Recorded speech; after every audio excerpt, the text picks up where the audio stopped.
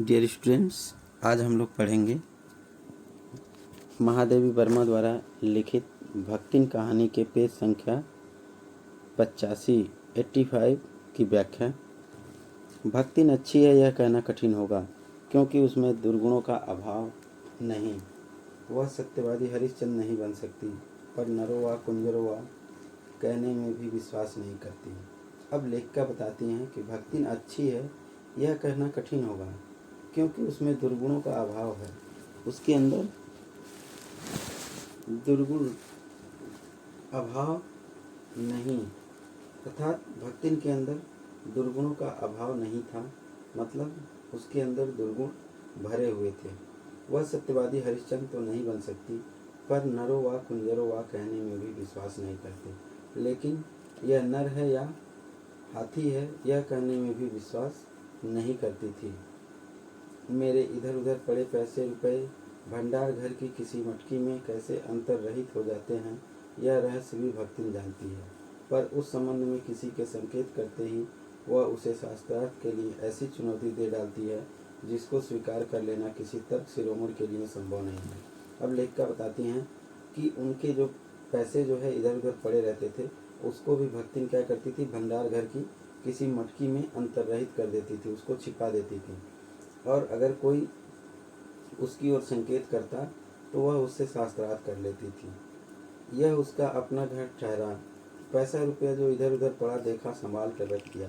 अब कहती है उसके विपरीत कि यह जो है उसका अपना घर है और पैसा रुपया इधर उधर पड़ा देखा तो वह संभाल कर रख दी।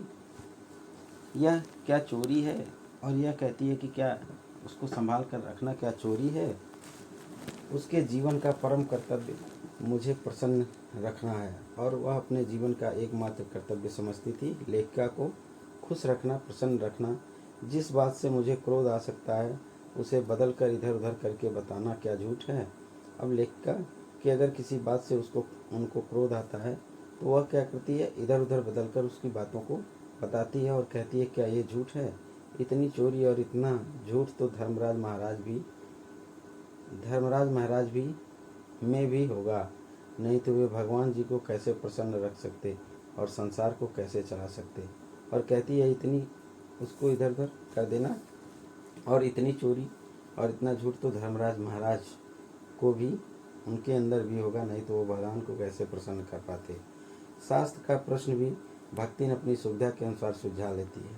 मुझे स्त्रियों का सिर घुटाना अच्छा नहीं लगता, अतः मैंने भक्तिन को रोका। अब लेखिका बताती हैं कि अगर शास्त्र के प्रश्न भी उसके सामने आ जाए तो उसको भी वो बड़ी आसानी से सुलझा लेती थी। लेकिन लेखिका बताती हैं कि लेखिका को स्त्रियों का सिर घुटाना, मतलब बहुत ज़्यादा बातें करना लेखिका को अच्छी नहीं लगती। उन्होंने भक्तिन को रोका। उसने अकुंठित भाव से उत्तर दिया कि शास्त्र में लिखा है। और जब लेखिका ने भक्तिन को समझाया तो वह कहती है कि ऐसा करना शास्त्र में लिखा है। कुतूहल बस मैं पूछ बैठी क्या लिखा है। तुरंत उत्तर मिला, तीरथ गए मुड़ाए सिद्ध। और वह तुरंत उत्तर दी कि तीरथ गए मुड़ाए सिद्ध, कि तीरथ जाने से बढ़िया अच्छा जो है सिर मुड़ा लेना ही है।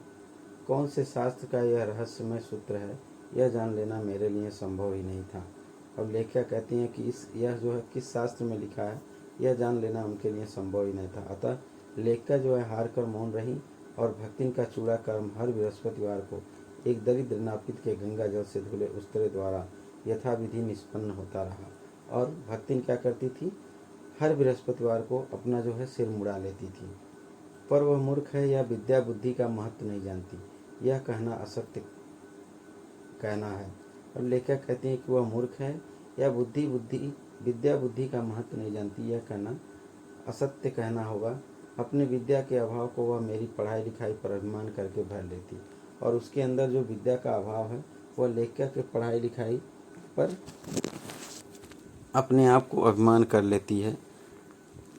एक बार जब मैंने सब काम करने वालों से अंगूठे के निशान के स्थान पर हस्ताक्षर लेने का नियम बनाया तब भक्तिन बड़े कष्ट में पड़ गई।